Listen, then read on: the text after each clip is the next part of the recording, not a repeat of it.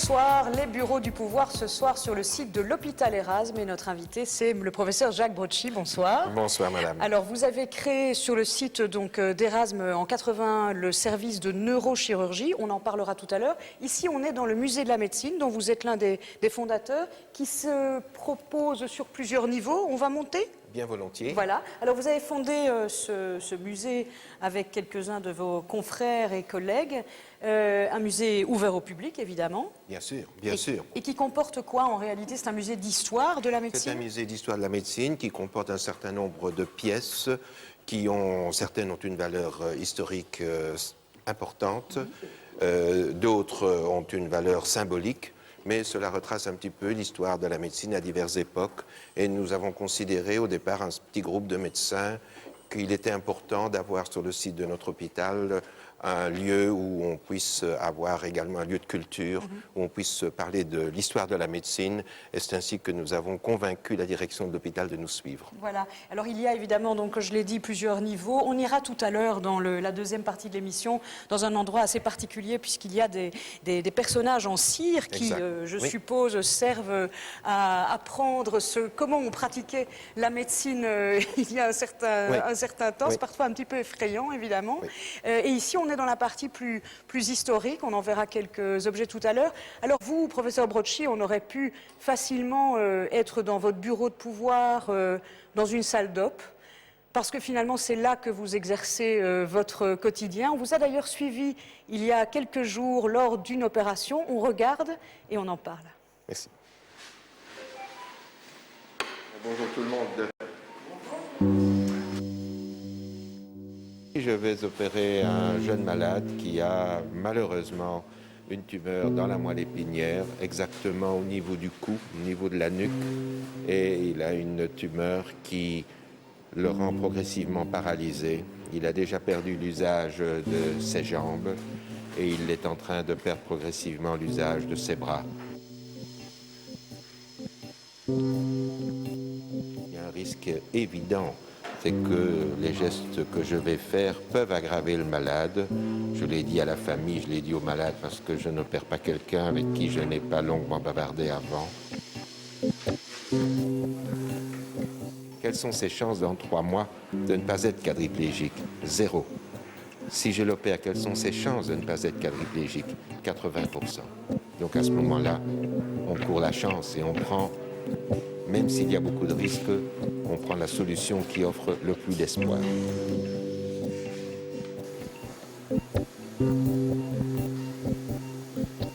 Le médecin ou le chirurgien qui dit qu'il réussit tout, c'est un menteur. Donc même avec la meilleure technicité, même avec la meilleure expérience, le 100% n'existe pas. Et il faut le dire et le dire clairement.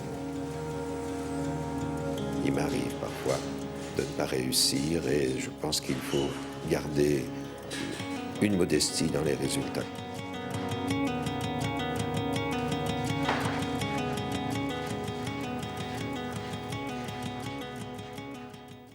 Alors, professeur Brocchi, c'est vrai, c'est là que vous exercez l'essentiel de votre activité en salle d'opération. On aurait pu choisir le Sénat aussi comme bureau de pouvoir puisque vous êtes sénateur coopté, mais vous le dites vous-même, l'essentiel de votre activité, c'est médecin. Absolument. D'ailleurs, c'est là que j'ai fait toute ma carrière et je suis arrivé à la politique sur le tard quand j'ai été coopté en 2004. Mais il est vrai qu'au départ, et forcément, et toujours à l'heure actuelle, je tiens à le dire, à le répéter, je reste au départ médecin, je reste au départ chirurgien et je continue à exercer parce que je pense que le fait de pouvoir continuer à soigner des malades et continuer à opérer tout en pratiquant une activité politique, c'est bon. C'est bon parce que ça donne un équilibre, ça permet aussi de pouvoir s'exprimer sur un certain nombre de sujets politiques en faisant part de l'expérience. Et ce n'est pas une expérience du passé, ça reste une expérience quotidienne et ce sera encore une expérience du futur parce que je me sens encore suffisamment en forme que pour ne pas arrêter de sitôt. Alors vous êtes docteur en médecine, chirurgie et accouchement. À l'époque, c'était comme ça. Voilà, c'était comme ça que ça s'appelait. Voilà. Et vous êtes neurochirurgien, donc spécialiste des tumeurs intramédulaires. C'est ça qu'on vient de voir comme opération? Absolument, c'est ce que vous avez vu. C'est, je dirais, à l'heure actuelle, mon dada. C'est devenu, si on peut parler de dada sur le plan chirurgical, mais il est vrai que c'est une maladie qui m'a beaucoup intéressé, notamment quand nous avons pu avoir accès à la résonance magnétique qui est arrivée au début des années 80 et qui a complètement révolutionné notre manière d'approcher et de voir, alors pour la première fois, par exemple dans la moelle épinière, une tumeur qu'auparavant on ne voyait pas. C'est vrai, il y a eu plusieurs avancées technologiques, on en parlera en détail d'ailleurs tout à l'heure. Mais juste encore un mot sur l'opération qu'on vient de voir, enfin, dont on a vu quelques images. Vous en faites combien par semaine? Quelle est la fréquence de ce genre d'intervention? D'intervention que vous venez de voir, Oui. grosso modo, c'est 2 par mois. Mais c'est très rare. Il faut dire que le nombre de malades porteurs d'une tumeur dans la moelle épinière n'est pas nombreux. Ça fait à peu près une dizaine de malades par an pour l'ensemble de la Belgique. Mais compte tenu du fait que j'ai eu la chance de pouvoir développer un certain nombre de techniques et que c'est vraiment le point sur lequel je me suis focalisé dans les dernières années, fait que je reçois un certain nombre de malades venant de l'étranger. Donc aujourd'hui, je peux dire que plus ou moins 2 malades par mois sont opérés par mes soins d'une tumeur dans la moelle épinière. Alors on vous voit sortir de cette salle d'op après plusieurs heures d'opération. Vous avez l'air épuisé. Mais, oui, il faut quand même se rendre compte que je ne veux pas me comparer à Justine Hénin, mais il faut quand même se rendre compte que c'est dur. C'est une épreuve physique. Il faut avoir la main sûre, il faut avoir l'esprit clair. Et c'est une épreuve physique parce que on dépense beaucoup d'énergie quand on a l'impression qu'on ne bouge pas, on est sous microscope, on est tellement concentré que finalement on finit par sortir du monde qui nous entoure. Et quand je termine d'opérer, eh bien, il me faut un petit moment pour revenir à la réalité et de nouveau reprendre un petit peu les esprits et tout ce qui tourne autour, parce que j'ai été pendant toute une période très focalisé sur ce que je faisais. Et c'est ainsi que vous me voyez forcément un peu fatigué après une opération qui a duré de nombreuses heures. Quand on sort d'une opération comme celle-là, quand vous sortez, comme on vient de vous voir sortir, à ce moment-là, vous ne connaissez pas encore les conséquences de l'acte qui est posé. Bien sûr. Je ne les connais pas encore parce qu'il faut attendre que le malade soit réveillé et que nous puissions évidemment évaluer la situation. Et tant que le malade est endormi, nous ne pouvons pas. Donc, je reste avec une angoisse, malgré le fait que j'ai l'habitude de ce type d'opération que vous avez vu.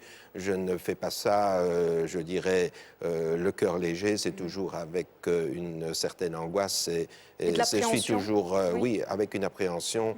Et je sais qu'il y a un risque opératoire. Je le dis aux malades que ce n'est pas une opération sans risque. Et moi-même, je me sens rassuré quand le malade est réveillé et que je peux vérifier qu'il bouge bien et les jambes et les bras. Alors, médecine, c'est ce que vous vouliez faire depuis tout jeune, je pense, contre l'avis d'ailleurs de votre père, qui était dentiste, qui aurait préféré que vous fassiez physicien oui, ou ingénieur. Oui, il me voyait bien dans cette direction, peut-être parce que j'avais de bons résultats en physique à l'Athénée, et puis aussi parce qu'il se rendait compte que le métier de médecin, lui était au départ médecin, puis il a fait la dentisterie, et il exerçait comme dentiste effectivement à Esneux, un petit village au bord de l'Ourthe de la région liégeoise, et il se rendait compte que c'était une vie qui était un peu un apostolat, qui était un don de soi, qui ne permettait pas de faire beaucoup d'autres choses parce que la vie de médecin, et surtout de médecin ou de dentiste, mais à la campagne, est une vie où on n'arrête pas du matin au soir. On vient sonner à votre porte à 10 heures du soir et on dit « Monsieur le docteur, j'ai mal aux dents, j'ai une rage de dents ». Vous ne pouvez pas dire « Il est 10 heures du soir, désolé, venez demain ». Vous dites « Entrez, je vous en prie » et on monte dans le cabinet. C'est ce que faisait mon père. Donc il aurait souhaité... C'est vrai en ville aussi, finalement, non? C'est vrai en ville aussi, mais peut-être qu'en ville, je dirais, on voit moins ce qui se passe à l'intérieur des maisons, tandis qu'à la campagne, et puis tout le monde se connaît, donc on voit très bien si on est présent ou pas présent, tandis qu'en ville, vous pouvez, je dirais, à la limite, fermer votre porte et on ne voit pas toujours ce que vous faites. Ça ne veut pas dire qu'on regarde à travers les fenêtres, mais enfin, à la campagne, tout le monde se connaît, tout le monde connaît le genre de vie et il serait d'ailleurs très malvenu. Mais même en ville, de toute façon, il serait très malvenu de ne pas ouvrir la porte. D'ailleurs, c'est une question je dirais, de don de soi. Donc, et de conscience professionnelle aussi, de conscience professionnelle. D'ailleurs, c'est pour ça qu'on choisit ce métier. Alors, votre vocation à vous, professeur Brocchi, je crois, mais vous m'arrêtez si je me trompe, qu'elle est venue en 2 temps. Alors d'abord, il y a un premier déclic qui est dû à votre fascination pour l'anatomie du système nerveux. Exactement. c'est pendant mes études, parce que j'ignorais, quand j'ai commencé la médecine, j'ignorais que la neurochirurgie existait. J'ai découvert plus tard, comme je vais vous le dire, mais j'ai commencé par avoir en 3e candidature un cours de neuroanatomie avec un professeur que j'ai beaucoup aimé, d'origine russe, le professeur Jerebsov, qui m'a vraiment initié à l'anatomie du système nerveux.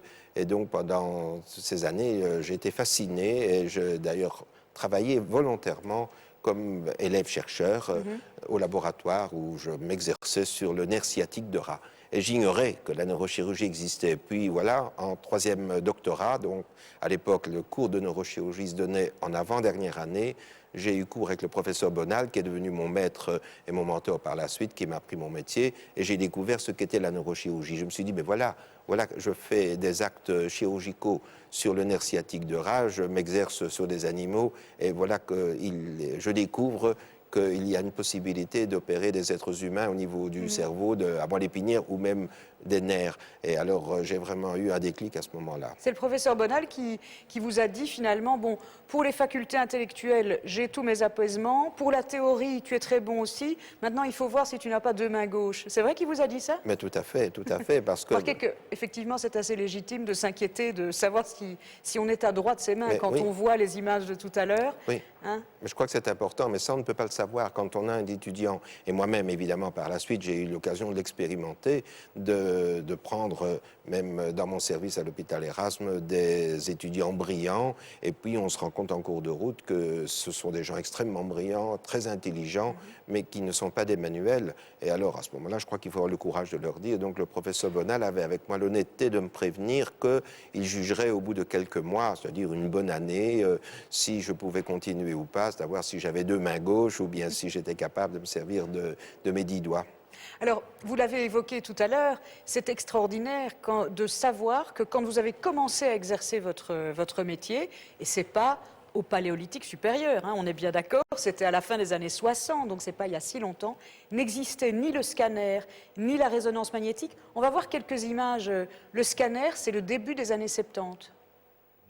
C'est une avancée extraordinaire. Absolument. Ah oui, parce que avant, on ne voyait pas le cerveau, on ne voyait pas la moelle épinière, on voyait les os et on injectait de l'air ou un liquide un peu opaque qui donnait un contraste sur les radiographies et qui permettait à ce moment-là de voir certains contours et on en déduisait qu'il y avait probablement quelque chose. On pouvait également, à cette époque, voir les artères avec un examen qu'on appelait l'artériographie, mais cet examen se faisait à cette époque par une ponction directe au niveau des artères du cou, tandis qu'aujourd'hui, ça se fait de manière beaucoup plus élégante à partir de l'artère fémorale et on monte un cathéter, comme on fait pour les artères du cœur. Et c'est devenu un geste extrêmement courant et moins risqué et moins dangereux que ce n'était à l'époque, dans les années 60 dont vous parlez. Alors, dans l'exercice donc de votre métier, avancée technologique, le scanner dans le début des années 70, et puis au début des années 80, c'est la résonance magnétique.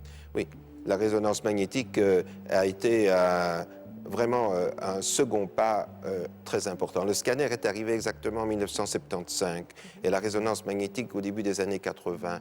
Et elle a parfaitement complété le scanner parce que pendant tout un temps, on a cru qu'on devait faire ou l'un ou l'autre. Et on s'est rendu compte au fil du temps que les informations recueillies par l'un et l'autre n'étaient pas exactement les mêmes et que souvent on avait besoin de faire les deux. Et aujourd'hui, nous avons une possibilité exceptionnelle de savoir à l'avance ce que le malade a. On peut également, avec les nouveaux programmes de résonance magnétique, allumer certaines zones du cerveau pour se rendre compte qu'une zone de commande de la motricité de la main, par exemple, est à un endroit précis et pas à un autre endroit. Alors, théoriquement, on sait où ça se trouve, mais quand vous avez, par exemple, une tumeur dans le cerveau, tous les repères anatomiques de base sont déplacés. Si la tumeur est vers l'avant, les repères sont déplacés vers l'arrière. Si la tumeur est vers l'arrière, les repères de base sont déplacés vers l'avant.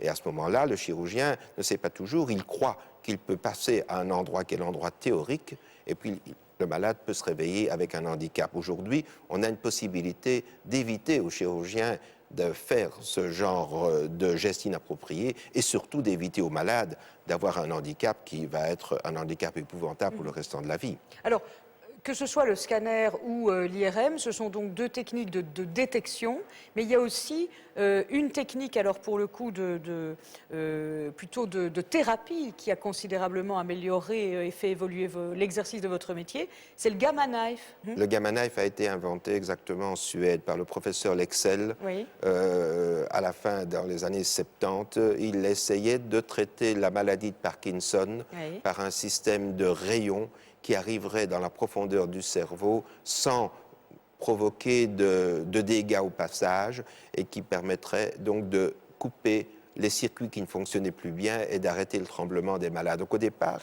c'est lui qui a été l'inventeur de cet appareil et il travaillait en Suède, à Stockholm, à l'hôpital Karolinska. Cet appareil donc a été développé au départ en Suède et puis 2 ou 3 exemplaires ont été livrés en Europe, un à Marseille, l'autre à Londres, aux États-Unis, à Pittsburgh. Et puis, moi, j'ai voulu absolument en avoir un. Je me suis battu pendant 10 ans pour l'obtenir. Ça n'a pas été facile, parce que je devais convaincre à l'époque le monde politique que je ne connaissais pas du tout du bien fondé de cet appareil pour le traitement et pour les soins aux malades. Parce que c'est vraiment fabuleux.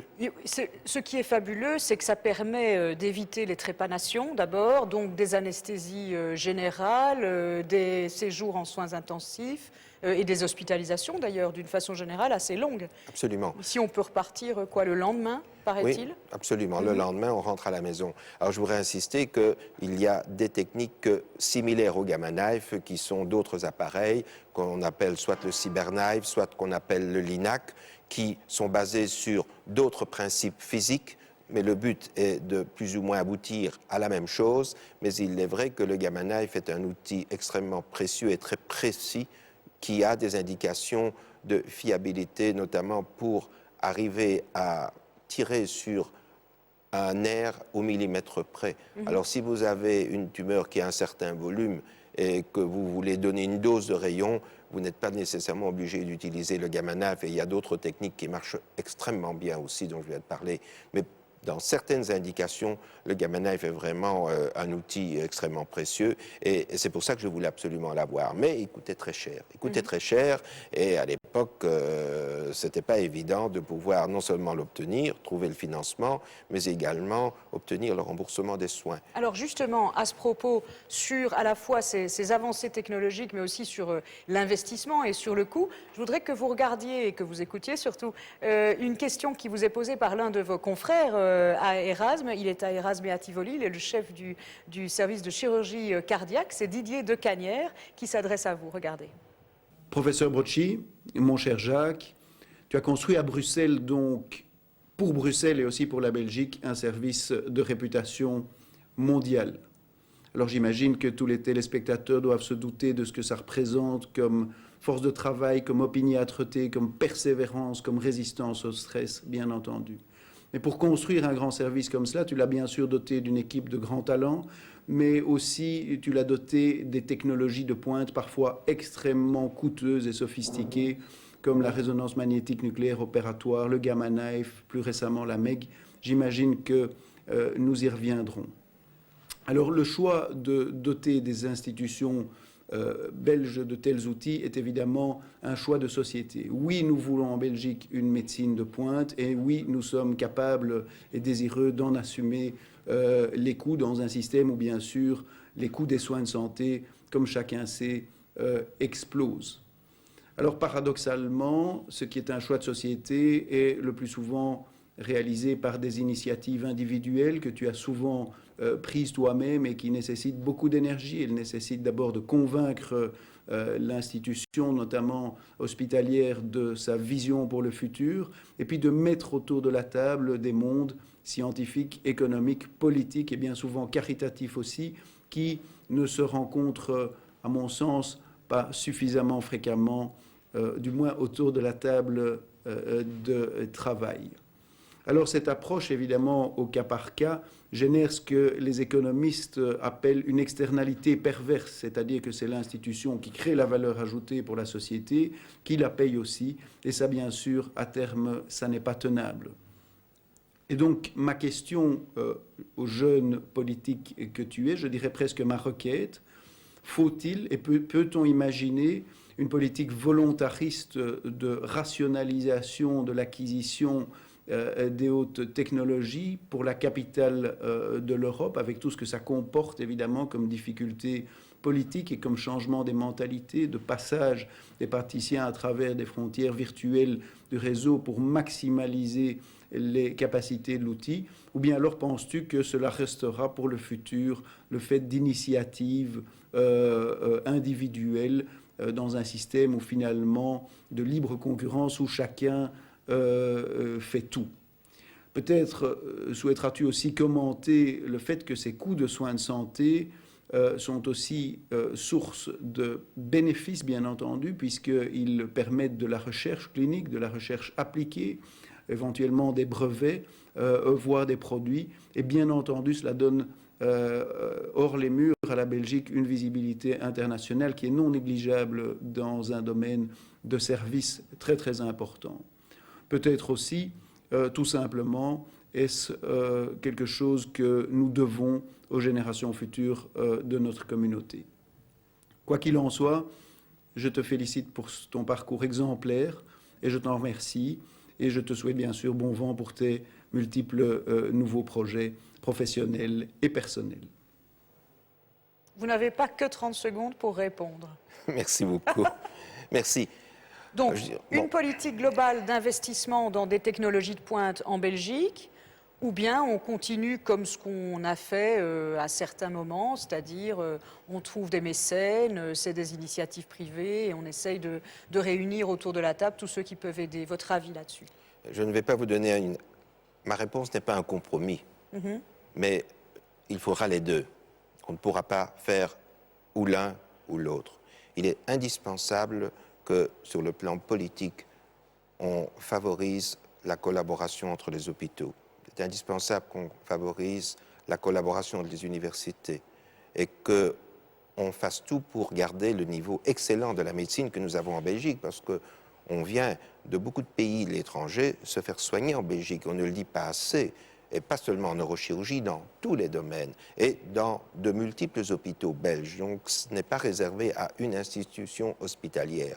Mais l'avenir, c'est de reconnaître qu'il y a des secteurs de pointe qui ne sont pas nécessairement les mêmes dans tous les hôpitaux, et il faudrait concentrer les moyens pour pouvoir permettre aux équipes qui ont fait l'effort de se développer dans un secteur particulier, de pouvoir le faire. Alors, il faut bien sûr garder la libre concurrence, mais on ne peut pas continuer à multiplier tout partout, et aussi, tout simplement, pour des raisons parfois de politique locale, parce qu'on estime qu'il faut absolument doter son hôpital de toutes les technologies. Il faut qu'on soit plus raisonnable. Mais on n'empêchera pas non plus des initiatives individuelles, parce que si on veut tout réglementé, on va être dans un système intenable. Donc personnellement, je reste pour la liberté des individus, la nécessité évidemment de se battre pour obtenir des nouvelles technologies, mais il faut alors aussi apporter la preuve qu'on s'en est bien servi et qu'on a apporté une plus-value à l'institution et à la médecine belge. Alors, Monsieur Brocchi, on l'a dit, vous avez une réputation internationale. Votre équipe aussi, et Didier de Canière y faisait allusion, je le reprends au bon. Votre équipe aussi a une renommée dans le monde, et notamment dans le traitement des tumeurs cérébrales, chez l'adulte et chez l'enfant d'ailleurs, les greffes cellulaires, dans la maladie de Parkinson. Vous avez d'ailleurs, enfin le service que vous avez créé en 81, comme on le disait tout à l'heure, a été choisi comme premier centre de référence par l'Organisation mondiale de la santé. Ça veut dire quoi concrètement? Sur le plan, c'est évidemment une reconnaissance d'un travail d'équipe, et ça me gêne que chaque fois vous parliez de moi et de ce que j'ai fait. Je voudrais vraiment insister sur le fait que seul on ne fait rien et qu'on ne peut réussir que si on est entouré. On est entouré d'une équipe. Alors, dans l'équipe, il faut garder autour de soi les meilleurs. Et je crois que c'est très très important. Il ne faut pas s'entourer de gens plus faibles parce que c'est plus facile de diriger. Donc, je pense que c'est très stimulant d'avoir autour de soi des équipiers de haut niveau. Et alors, ensemble, on peut construire quelque chose de compétitif sur le plan international. Mais il faut évidemment, pour cela, se battre et essayer d'être, à ce moment-là, meilleur que pas que les autres, que les voisins, que nos voisins proches, parce qu'on a extrêmement de très bons contacts avec les hôpitaux, aussi bien du nord que du sud du pays, avec les équipes aussi bien du nord que du sud du pays. Et à un moment où il n'est pas simple de former un gouvernement, je voudrais quand même insister sur le fait que dans le monde de la neurochirurgie belge, notre société belge de neurochirurgie est toujours la société belge. Elle n'est pas divisée et nous travaillons de manière unitaire, chacun dans notre langue, mais nous nous respectons et nous avons les responsabilités à tour de rôle. Mais je reviens à l'équipe. Je pense que c'est très, très important.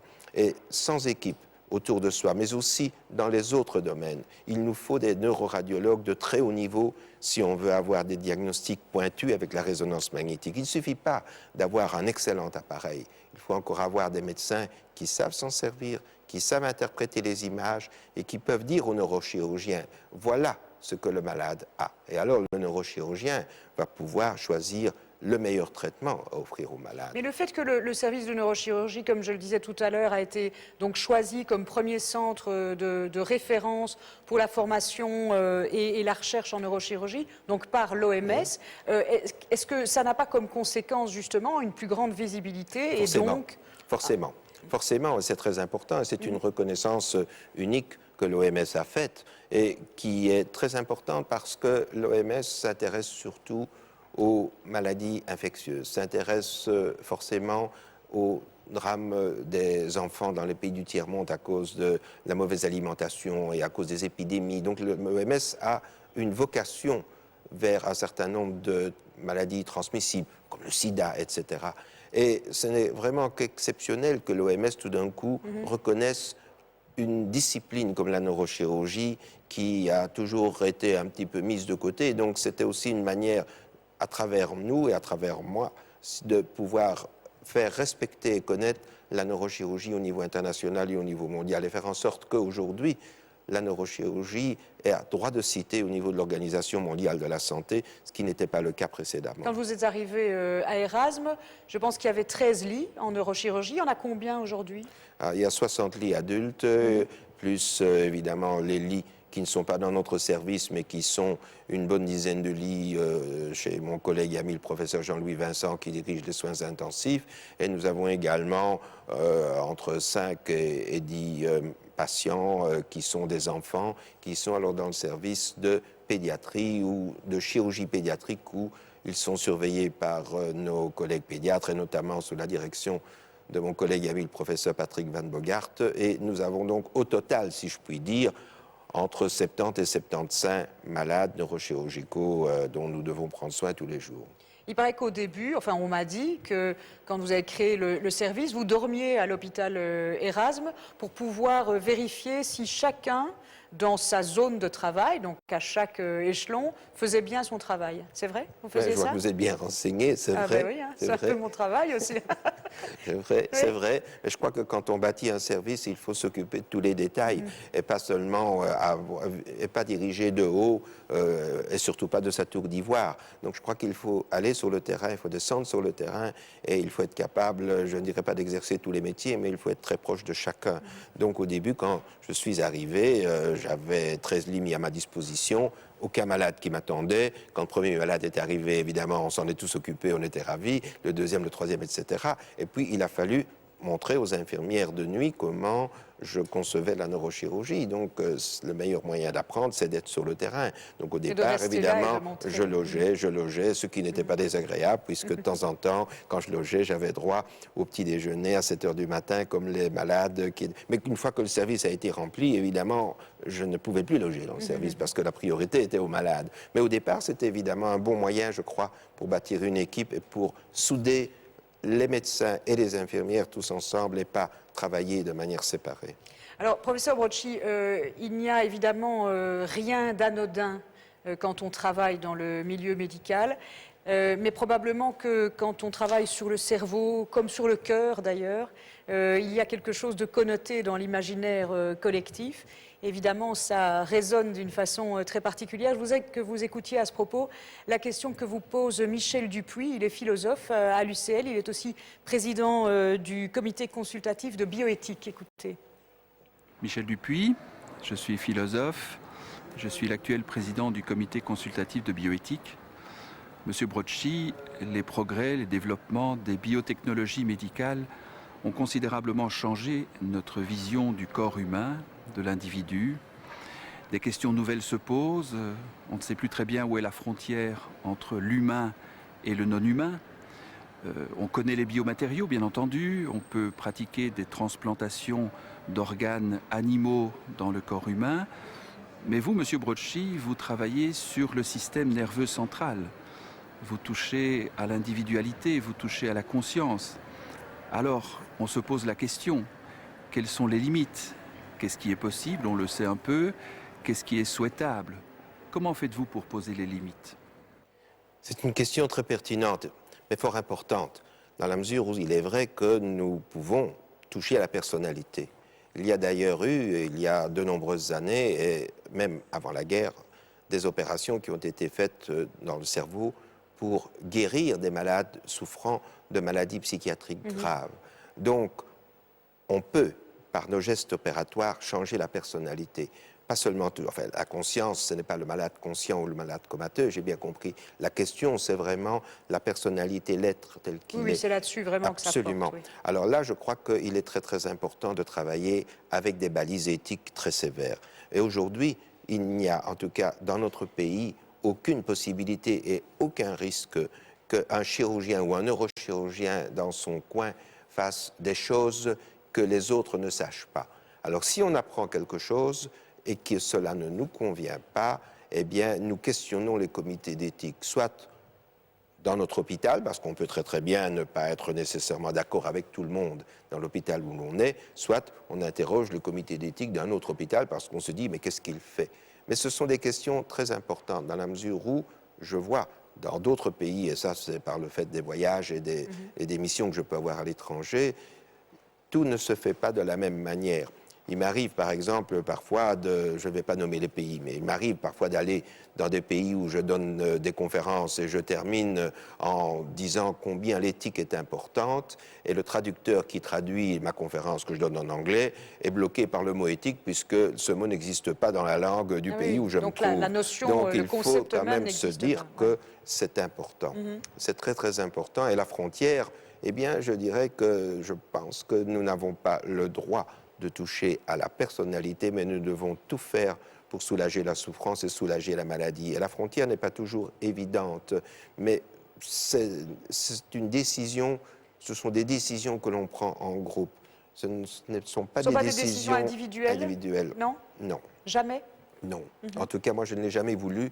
Et toutes les décisions qui ont été prises dans ma vie ont toujours été des décisions collégiales avec mon équipe, mais aussi avec tous les paramédicaux avec lesquels je travaille, qu'il s'agisse des infirmières, des kinésithérapeutes, qu'il s'agisse des psychologues. C'est tous ensemble que l'on prend des décisions, et des décisions parfois qui sont très très lourdes, comme des décisions de fin de vie. Et je crois que c'est fort important. Et il est vrai que nous devons, aussi bien dans la question de fin de vie que dans les questions opératoire, quand on commence à toucher au cerveau, il faut qu'on puisse bien mesurer qu'est-ce qu'on va faire, jusqu'où allons-nous aller, quelles pourraient être les conséquences, et forcément jouer carte sur table avec tout le monde. Et dans certains cas, eh bien, cela nécessite des débats entre nous avant de procéder à un geste. Et je dirais que pour ce qui est de la modification de la personnalité, aujourd'hui, ça doit rester dans les mains d'équipes ultra spécialisées. Nous ne le faisons pas, mais ce n'est pas parce que je suis contre, mais il faut développer ces techniques. En Belgique, c'est à la KUL que mes collègues et amis font de la psychochirurgie à un niveau international, parce que je voudrais également souligner que je ne suis pas le seul à faire des choses de niveau international dans notre pays. Et mes collègues et amis de la KUL, le professeur Nutin en particulier, fait des opérations de psychochirurgie, mais il le fait avec un balisage psychiatrique, environnemental, et personnellement, si nous avons, nous, à l'hôpital Erasme, un malade qui pourrait bénéficier d'une telle technique, eh bien, nous préférons l'envoyer au professeur Nutin plutôt que de jouer, nous, aux apprentis sorciers, et alors tomber dans le travers de ce que voulait dénoncer, ou en tout cas souligner le président du comité de bioéthique. Alors, professeur Brocchi, évidemment, d'une façon plus globale, il y a les limites que l'on s'impose et que votre métier et que votre profession s'impose, et puis il y a les limites qui, malgré l'expertise, l'expérience, les progrès de la technologie, s'impose à vous, et il y a donc l'échec. Et l'échec, comment le gérez-vous? Est-ce que vous mettez quelqu'un ou quelque chose entre vous, Jacques Brotchi, et le neurochirurgien qui peut parfois être en échec pour vous protéger? Non, psychologiquement, je dirais. C'est dur, évidemment, mais d'abord, il faut être modeste dans les résultats. Il faut rappeler que la médecine, comme la neurochirurgie, mais que la médecine est un art, n'est pas une science exacte, que le 100% n'existe pas. Et par conséquent, c'est tout aussi un apprentissage. Mais s'il y a eu un problème, il faut analyser le pourquoi du problème. Et tout le monde a un jour dans la vie des problèmes dans l'exécution de son métier. Mais le drame, c'est de ne pas s'en rendre compte et de répéter des problèmes qui, à ce moment-là, font que, au lieu d'avoir de temps en temps fait une erreur, eh bien, ça devient une faute parce qu'il y a la répétition des erreurs et on ne s'en est pas rendu compte. Maintenant, donc, l'échec n'est pas nécessairement dû à une erreur, mais quand il y a échec, vous avez des façons personnelles de gérer les situations comme celle-là, à titre personnel. Donc à titre personnel, mais d'abord, je ne le vis pas bien. Je vis cela en me posant beaucoup de questions, le pourquoi est-ce arrivé, et je m'interroge toujours, et je suis malheureux quand je n'obtiens pas le résultat que j'espérais, ou qu'il y a eu un imprévu dont je n'ai pas parlé avec le malade, parce que, vous savez, on essaye de dire un maximum au malade, on dit un maximum à la famille, mais le but n'est pas non plus d'effrayer le malade avant une opération, sinon il va être découragé. Donc, il y a ce que l'on dit et qu'on doit dire, et puis il y a ce qu'on ne dit pas, non pas qu'on ne veut pas dire, mais finalement, si on doit énoncer tout un catalogue, c'est sans fin. Mais quand, par malheur, ce qu'on n'a pas dit arrive, c'est fort difficile à gérer. Et à ce moment-là, je vous avoue que ce sont des épreuves que personnellement, je vis difficilement, que je mets un moment à digérer, que je n'oublie pas, qui trottent dans mon esprit, qui me reviennent à l'esprit des jours et des semaines durant quand il s'est passé quelque chose qui n'était pas conforme à ce que je souhaitais. C'est difficile. Alors, il y a l'échec que vous pouvez éprouver, il y a aussi l'échec que le patient vit, hein. L'échec, la récidive, la maladie incurable. Parfois, c'est évidemment extrêmement difficile pour les patients de les assumer, et surtout quand ils doivent les assumer tout seuls. Et c'est la raison pour laquelle a été fondée donc, créée à Erasme la fondation Harvey Cushing, du nom donc d'un neurochirurgien américain qui est un peu un pionnier en matière de neurochirurgie, qui est, je pense, le co-auteur de cette classification des tumeurs. Des méningiomes, en tout cas, voilà. Oui.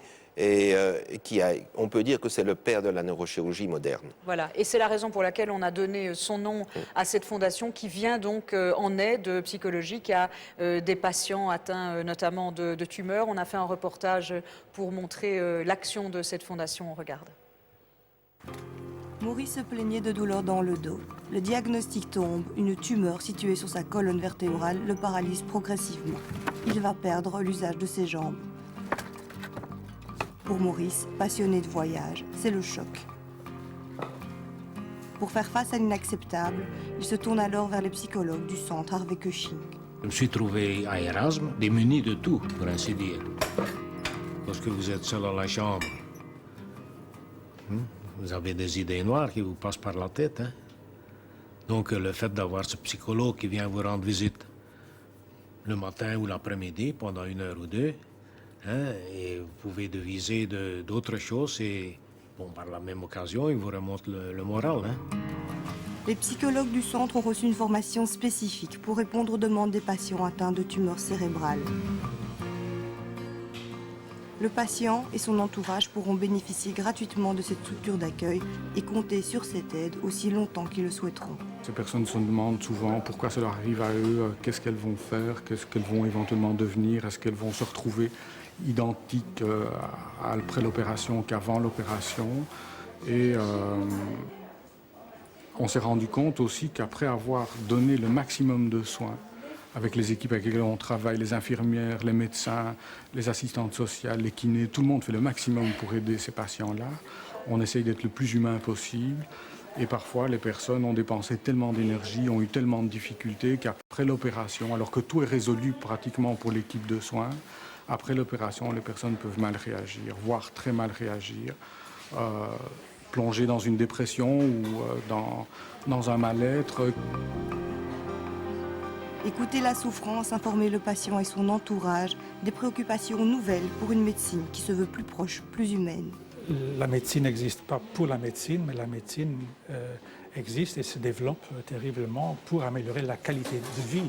Même si cette qualité de vie n'est que quelques mois ou quelques années, je crois que donner aux patients la possibilité de mieux continuer à vivre avec son entourage d'une façon assez normale, c'est ça la priorité de la médecine, je crois. Ah, bien sûr, ça allait servir à atténuer ma souffrance. Hein. Donc, avoir quand même un petit dialogue, faire penser à autre chose que les malheurs où je me trouvais. Hein. Parce que visiblement, il était déjà bloqué avec son système, il a une mineure. Une partie de notre activité aussi, c'est de reprendre un peu le parcours qu'ils ont passé et de remettre des mots sur ce qui a été dit, sur ce qui a été parcouru jusque-là. Parce que c'est vrai qu'actuellement, on fait quand même un très grand effort de communication, mais souvent encore, on utilise des termes qui sont difficiles à entendre.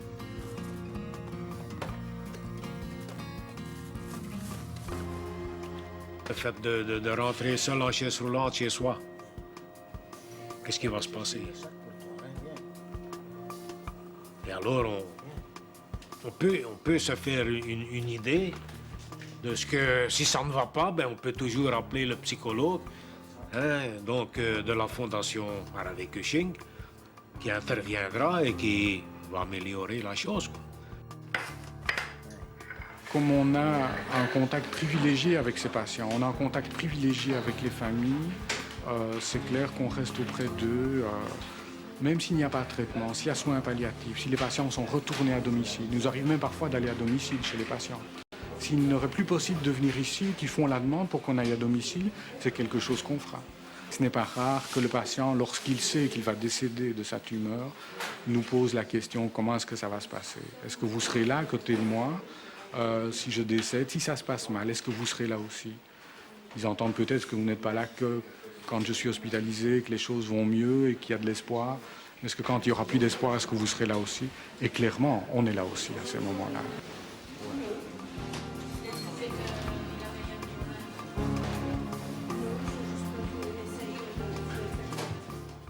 Voilà, professeur Brocchi, vous posez des actes techniques.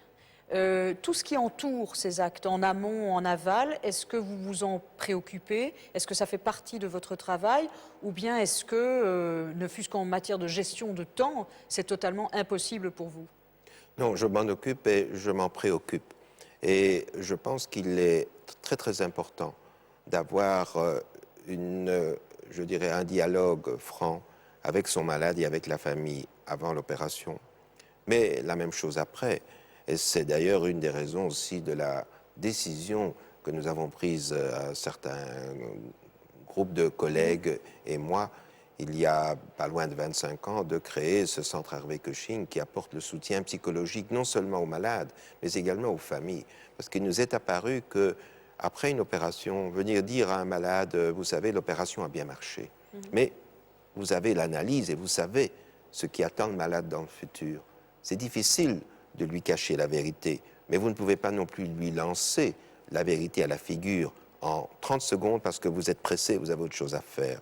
Donc il faut y arriver progressivement. On dit évidemment la vérité à la famille, et alors la famille s'effondre.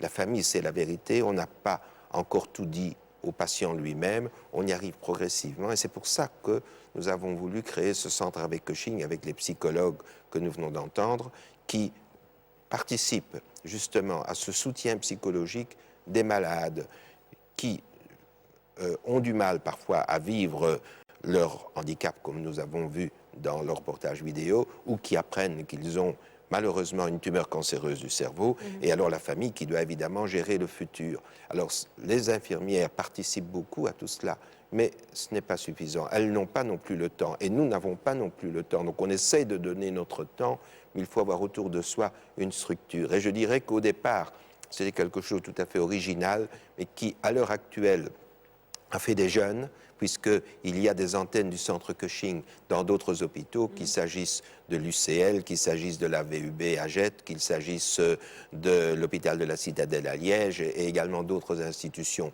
Mais il y a également maintenant des soutiens psychologiques aux familles et aux malades, oui. à l'entourage, dans d'autres hôpitaux. Et ce, y compris pour les enfants, parce que c'est un problème fort important qui a été développé. Alors le gros problème, c'est qu'aujourd'hui, il n'existe pas de structure prévue pour le financement de ces initiatives. Donc le centre Cushing, dont vous venez de voir un extrait dans le reportage, eh bien, il vit grâce au mécénat, grâce aux dons, et je trouve que ça, ce n'est pas tout à fait normal. Alors, c'est vrai que quand on a, comme vous, entre les mains un tel pouvoir, c'est un pouvoir que vous avez, j'imagine que les patients mettent en vous, évidemment, un espoir parfois surdimensionné. C'est le syndrome de Dieu le Père, hein, comme on le dit souvent. Pas seulement pour vous, évidemment, mais pour tous les grands praticiens. Ça veut dire que ce soit en cas de réussite ou en cas d'échec, vous devez faire face à des réactions finalement extrêmement exacerbées, non? Absolument. Et il faut donc apprendre à les gérer. Et il n'y a pas de cours. On ne peut pas donner cours pour apprendre. Ça s'apprend au lit du malade. Je l'ai appris moi-même à Liège, quand j'exerçais à l'hôpital de Bavière avec mon maître, le professeur Bonal, et l'équipe qu'il avait. Et puis, quand je suis arrivé à l'hôpital Erasme, j'ai voulu conserver ça. Et j'ai voulu justement avoir au départ ce que j'appelais les réunions de famille. Une fois par semaine, nous arrêtions de travailler. C'était déjà le cas à Liège. J'ai voulu le faire aussi à Erasme. Le vendredi, fin de journée, nous arrêtions de travailler. Nous étions à la disposition des familles qui souhaitaient nous rencontrer pour avoir des nouvelles, pour avoir des précisions. Donc je faisais ça avec mon équipe, mais également entouré de psychologues, d'assistantes sociales, parce qu'on apprend par exemple qu'une famille dit « c'est très bien, mais moi je ne peux pas reprendre mon mari, je suis démuni, ou je ne peux pas reprendre mon parent, etc. » Il n'y a pas que les problèmes psychologiques, il n'y a pas que les problèmes psychologiques, il y a tous les problèmes sociaux, pratiques. Et pour ça, il faut l'aide des assistants sociaux. Et pour ces problèmes-là, vous ne les découvrez que si vous prenez le temps de parler avec les familles. Je crois que c'est très très important. Donc il faut rester humain et pas seulement être technicien. Alors nous sommes, on l'a dit, hein, ici au musée de la médecine. Alors c'est vrai qu'on le disait en début d'émission, on aurait pu être dans une salle d'op, on aurait pu aussi être dans votre bureau à Erasme. On va en voir quelques images et les téléspectateurs vont tout de suite comprendre pourquoi on n'y est pas. C'est parce qu'il est petit, ce bureau, et qu'avec tout notre attirail, c'est pas possible. C'est là que vous travaillez, donc sur le site de Erasme. Il y a quelques diplômes au mur. Ça, c'est l'Association mondiale des neurochirurgiens, je pense qu'on vient de voir. Américaine, oui. Américaine. Et puis là, on vous voit une photo avec le roi. Vous avez aussi, évidemment, un endroit de prédilection, c'est votre bureau, alors pour le coup, à votre maison, enfin à votre domicile, où vous travaillez même encore davantage, hein, je pense, que dans votre bureau à Erasme. On va en voir quelques images également. Et alors là, on va le voir un petit peu en deux temps. Il y a une partie de votre décoration qui est...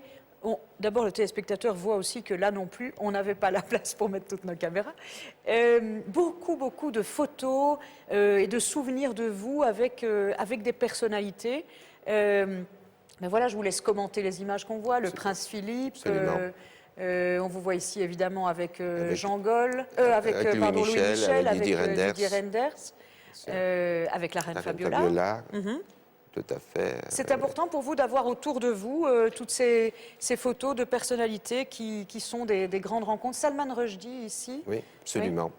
Oui, mais je pense que ce sont des souvenirs de la vie, ce sont des souvenirs de toute une série d'événements qui ont marqué ma vie, et je pense que ça fait partie de ma vie privée. C'est d'ailleurs la raison pour laquelle vous les avez découverts chez moi à la maison, enfin, et pas dans mon bureau. Je vous les ai laissés découvrir. Oui. Mais ils sont chez moi à la maison et pas dans mon bureau à l'hôpital ni au Sénat, parce qu'on vit entouré un peu de ces souvenirs, et c'est assez personnel. Mais il est vrai que j'ai par exemple été extrêmement honoré quand Sa Majesté le roi Baudouin m'a anobli, et puis maintenant quand Sa Majesté le roi Albert m'a promu au rang de baron. Mais je voudrais dire aussi, la photo que vous avez vue avec le roi Albert, c'est à l'époque où il me remet l'un des prix les plus prestigieux qu'on ait en Belgique. On a plusieurs grands prix, mais j'en ai eu un peut-être pas le plus grand parce que je suis un manuel, comme vous avez dit depuis le début, un petit peu intellectuel, mais surtout un manuel. Donc je travaille avec mes mains.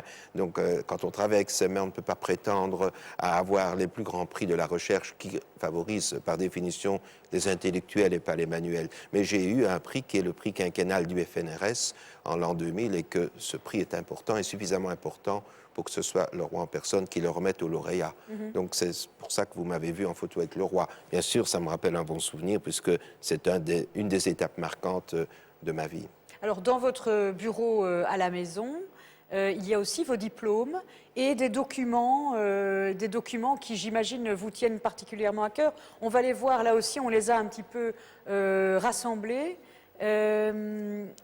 Alors Oui, ça, c'est à Liège, à l'université de Liège. C'est quand j'ai été agrégé de l'enseignement supérieur, qui est important. Ceci, ce que vous voyez, c'est quand j'ai eu l'honneur de recevoir la Légion d'honneur. Et puis, ceci est une autre distinction que j'ai reçue de la reine du Danemark. Et là, une autre que j'ai reçue du roi Juan Carlos d'Espagne. Et puis, il y a toute une série de souvenirs à l'occasion de mes passages dans un certain nombre de pays du monde où j'ai eu le plaisir d'enseigner la neurochirurgie et de pouvoir parler dans divers pays. Alors voilà, souvenir parce que voilà, ça c'est un clin d'œil parce ça aussi, c'est un diplôme absolument, qui penche chez vous. Hein. J'y tiens beaucoup parce que j'adore la pêche et j'ai passé dans mon enfance énormément d'heures à la pêche et ce en particulier la veille des examens, ce qui angoissait beaucoup mes parents parce que la veille je n'étudiais pas, je partais pêcher la truite. C'était ma manière à moi de me détendre et d'arriver en forme le lendemain à l'examen. Alors vos parents qui sont originaires de Moldavie et d'ailleurs on a vu passer à un moment donné,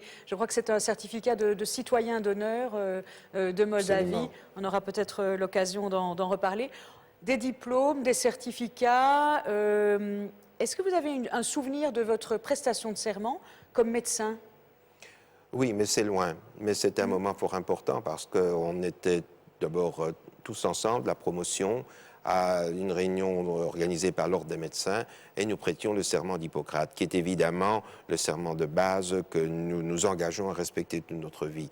Et c'est évidemment un moment fort important parce qu'il y a le diplôme que l'on reçoit le jour où on a terminé ses études et puis il y a le pas que l'on franchit le jour où l'on prête serment. Et ça, c'est une étape fort importante que l'on n'oublie pas dans la vie. Alors évidemment, on n'a pas l'image de votre prestation de serment comme médecin. En revanche, on a l'image de votre prestation de serment comme sénateur.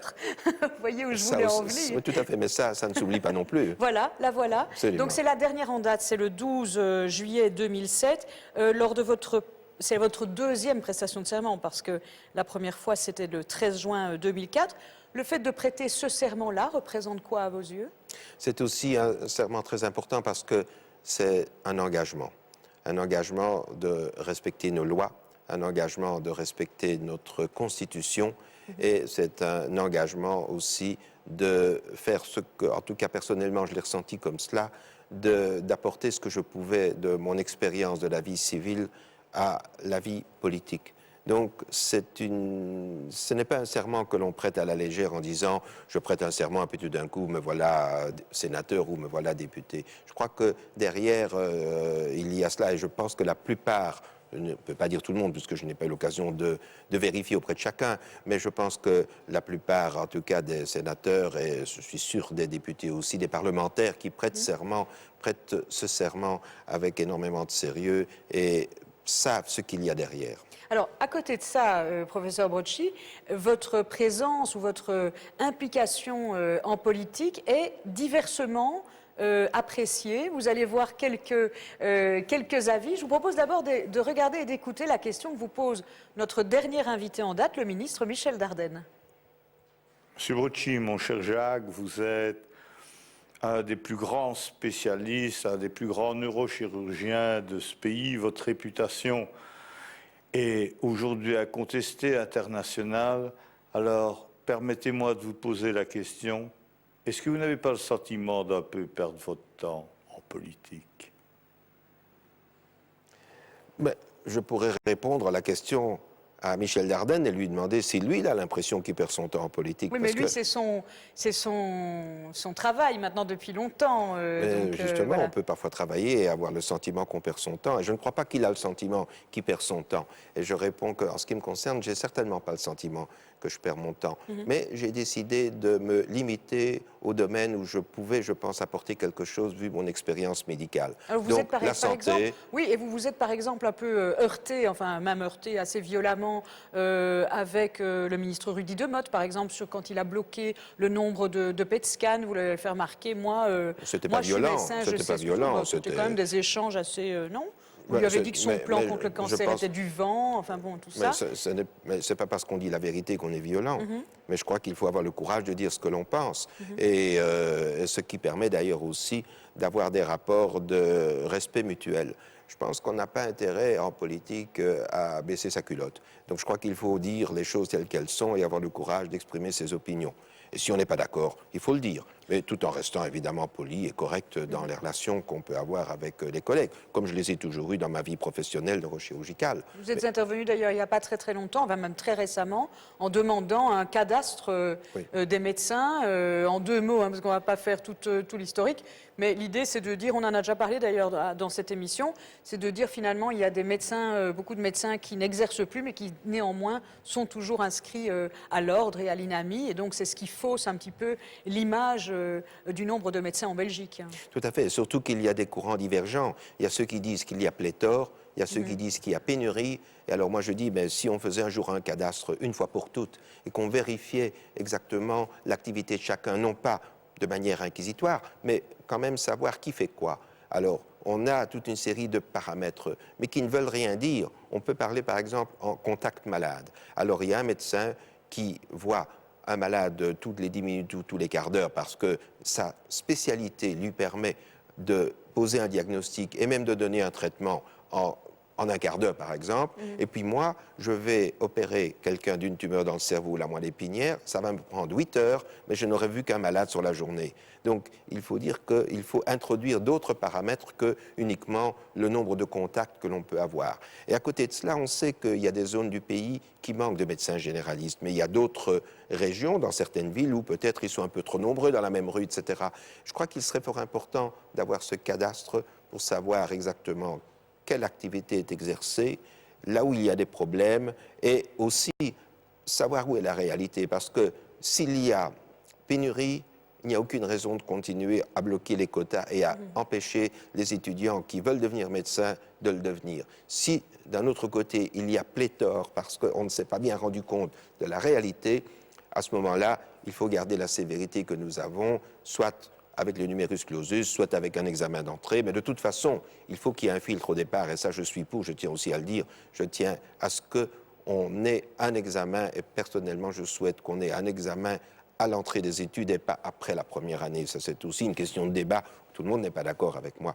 Mais faire ceci est une chose, et fixer le nombre de jeunes médecins qui pourront exercer à l'arrivée est autre chose. Et je pense que pour la santé de nos concitoyens, il faut éviter qu'on ait des listes d'attente. Il ne faut pas qu'on tombe dans la situation qu'on vit dans un certain nombre de pays qui nous entourent, que ce soit l'Angleterre ou certains pays scandinaves, où parfois vous attendez 6 mois pour pouvoir être opéré. Alors, professeur Brocchi, vous n'êtes évidemment pas le seul médecin à faire de la politique. Vous avez une consoeur, Catherine Fonck, ministre CDH de la Santé à la Communauté française, ministre notamment de la Santé à la Communauté française, et elle a également une question pour vous. Regardez. Bonsoir, Monsieur Brocchi. Alors nous sommes arrivés, vous et moi, en politique avec notre expérience de médecin spécialiste où la rigueur scientifique et le rationnel prévalent. Et en politique, les règles sont différentes. Par exemple, le consensus, le compromis. Je suis frappée aussi par l'irrationalité et l'immédiateté qui dictent parfois les réactions du monde politique, mais aussi du monde médiatique. Alors, qu'en pensez-vous? Et puis surtout, comment réconciliez-vous ces modes de fonctionnement très différents du scientifique et du politique? Je pense que ce n'est pas différent. Je crois qu'il faut, encore une fois, avoir le courage de dire les choses telles qu'elles sont et apporter. Le monde politique réagit aussi parfois d'une certaine manière parce qu'il n'est pas correctement informé. Et je pense qu'il est fort important que les ministres s'entourent des meilleurs collaborateurs possibles.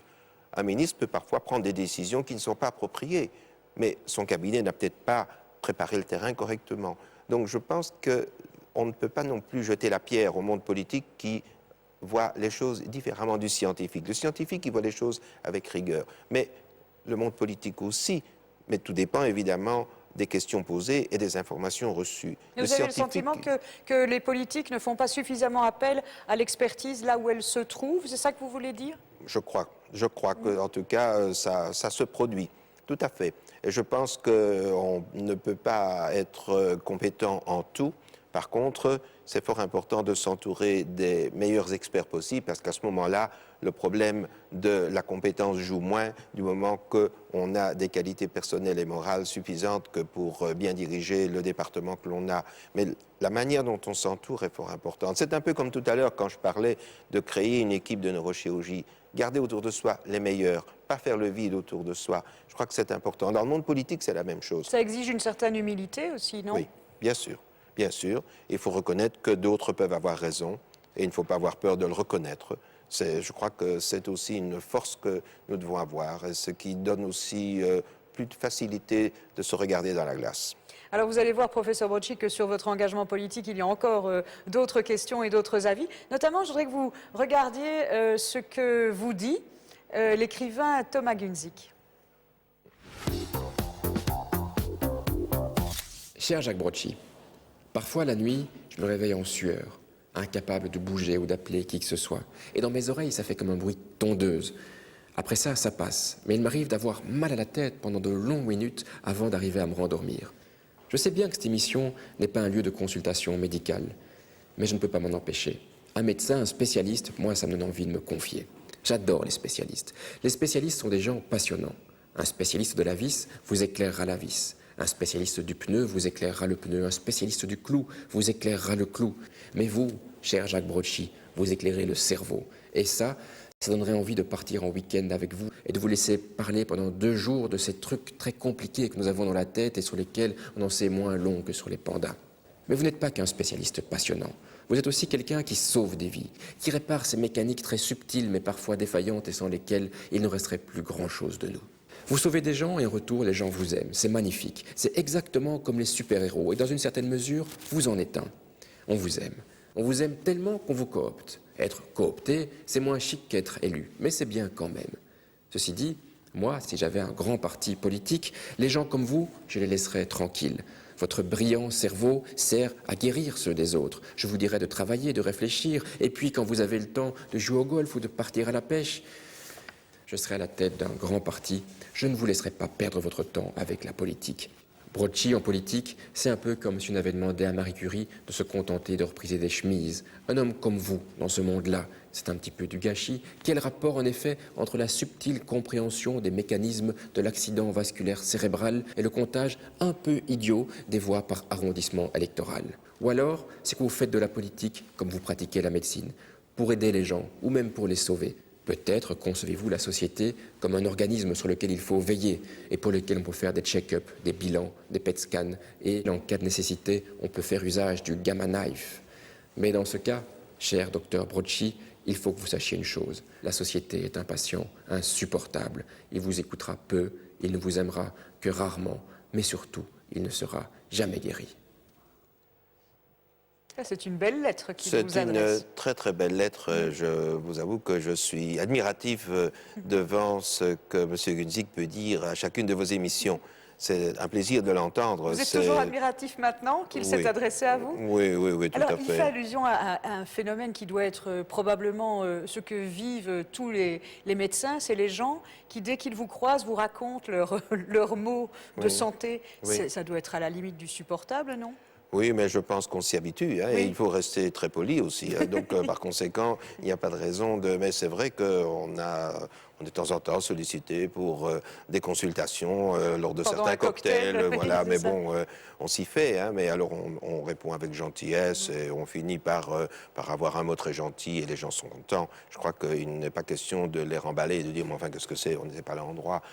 Mais c'est vrai, il faut aussi essayer d'écourter la conversation quand elle devient trop longue. En faisant allusion à votre engagement politique, il dit attention à la société, c'est un patient qui ne sera jamais guéri.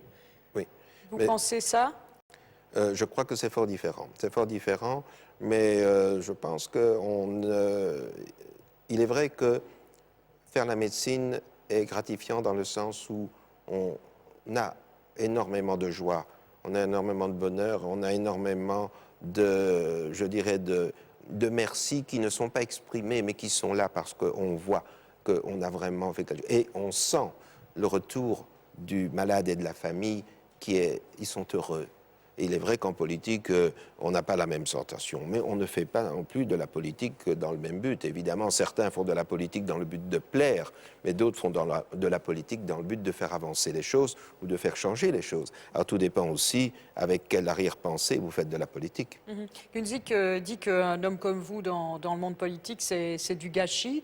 Il dit même, il le dit, il dit même si j'avais été à la tête d'un grand parti, je ne vous aurais jamais demandé de faire ça. Alors évidemment, la personne à la tête d'un grand parti qui vous a introduit, si je puis dire, en politique, c'est Louis Michel. Et regardez, il a quelque chose à vous dire. Ah bon? Bien, Jacques, bonjour. Tu sais à quel point je suis heureux et fier de t'avoir convaincu de rejoindre le combat citoyen dans mon parti. Tu as déjà apporté toute la force de ta conviction, de ton engagement, démontrant d'ailleurs qu'on peut être un grand professeur, un grand chirurgien et ne pas être insensible du tout aux problèmes de société. Et tu as apporté une plus-value indiscutable. La question que moi je voulais te poser, maintenant, quelques années déjà après ton engagement, est-ce que tu es toujours content d'avoir dit oui au mouvement réformateur et de t'être engagé à nos côtés ? Vous pouvez difficilement dire le contraire. Ça, il faut reconnaître que c'est un peu une question piège. Oui, mais ça ne me dérangerait pas de dire le contraire si je n'étais pas d'accord. Mais je dis oui. Je dis oui sans hésiter. Parce que d'abord, j'ai toujours été libéral de cœur, donc par conséquent, je n'ai pas de raison tout d'un coup de changer dans ma vie, parce que ce sont vraiment mes convictions depuis toujours.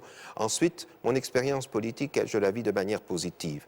Mais je crois que je ne répéterai jamais suffisamment combien il faudrait que des personnes de la société civile s'engagent dans la politique quand ils ont dans la vie acquis une expérience qui peut servir à la société. Et je me sens parfois un petit peu seul. Alors je suis entouré de collègues extrêmement sympathiques et je m'entends parfaitement bien avec la plupart des sénateurs de tous les partis, sauf les extrémistes, je tiens aussi à le dire, mais du moment qu'on fait partie, on appartient à des partis dits démocratiques, je n'ai aucun problème qu'il s'agisse du nord ou du sud du pays et qu'il s'agisse de socialistes, de CDH, de CDLV, etc. J'ai aucun problème. Mais il est vrai qu'on se sent parfois un peu seul dans la démarche parce qu'on est un être différent. Quand on est issu de la société civile, c'est ça que vous voulez dire. Et ce n'est pas facile de s'adapter, il faut un certain temps. Mais mon expérience est une expérience positive et je crois aussi que je n'attends pas de la politique plus que ce qu'elle peut m'apporter. Donc moi, ma carrière, je l'ai faite sans la politique.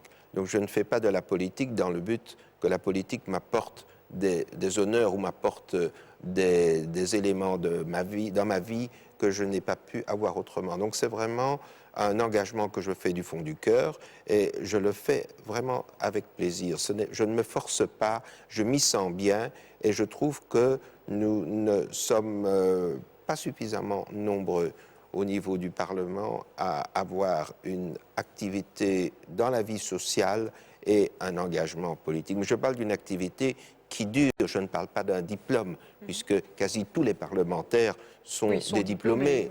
La question ne se pose pas. Mais quand même, beaucoup n'exercent pas le métier pour lequel ils ont fait des études. À côté de ça, il y a, issus de la société civile, beaucoup, enfin un certain nombre, pas beaucoup, mais un certain nombre de candidats gadgets, qui n'ont d'ailleurs pas fait long feu. Et je crois que c'est une question personnelle, c'est une question aussi d'adaptation. C'est une question aussi de savoir un petit peu quelles ont été les conditions. Moi, quand j'ai accepté la proposition de Louis Michel, je n'ai pas eu à négocier l'obtention de quelque chose d'important. J'ai dit oui parce que j'étais prêt à m'engager sur le plan citoyen en politique pour une cause bien précise. Et je ne l'ai pas faite parce que Louis Michel m'a promis des choses que je n'ai pas eues. Donc je crois que tout dépend aussi du dialogue que vous avez au départ. Et du contexte dans et du lequel contexte, parce on qu'il est arrive. certain que si vous vous engagez en politique, parce qu'on vous fait miroiter que vous serez peut-être ministre et puis par après vous ne l'êtes pas, il y a de quoi être déçu et de quoi claquer la porte et s'en aller. Alors, on l'a dit, vous vous impliquez dans des dossiers qui sont essentiellement de votre spécialité, donc des dossiers médicaux. On a parlé des PET scans tout à l'heure, du cadastre des médecins et d'autres choses. Mais vous impliquez aussi dans des sujets plus globaux. Ainsi, vous êtes à la tête d'un groupe de réflexion pour la paix au Proche-Orient. Et on va en reparler, d'autant que quand on vous a demandé pour cette émission de réfléchir et de choisir une image que vous aimeriez revoir ou voir et expliquer ici, vous avez choisi ceci, c'est les accords de paix Israël-Jordanie. Alors on regarde.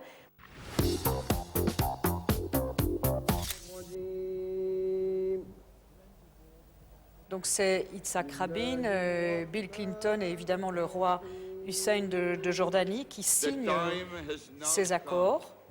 Not merely to dream of a better future, but to realize it. This is peace with dignity.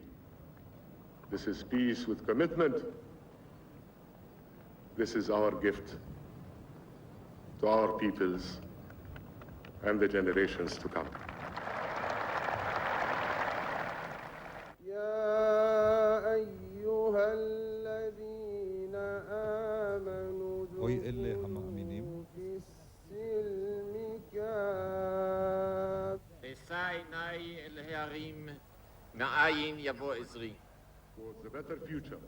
Voilà, donc le 26 octobre 1994. Pourquoi avez-vous choisi de revoir cette image-là, Jacques Brotchi?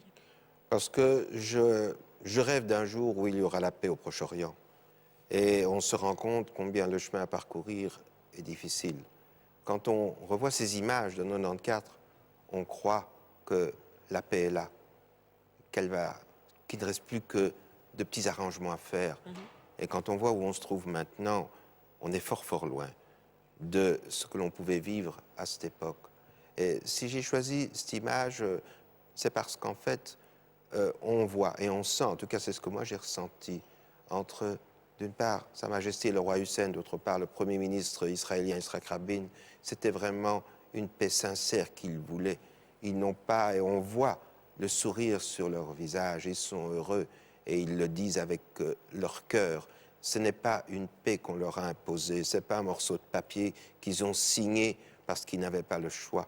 Et vraiment, pour moi, ça reste un grand moment de vie. Et j'espère vraiment de tout cœur que cette région du monde parviendra à vivre de manière beaucoup plus normale. Mais elle ne le fera que dans le respect de l'identité de chacun, et ce, des deux côtés, évidemment. Et alors aussi, justement, oui, un mot sur ce groupe alors de réflexion que vous avez, donc, que vous dirigez au Sénat, réflexion donc pour la paix au Proche-Orient. Comment fonctionne-t-il aujourd'hui ?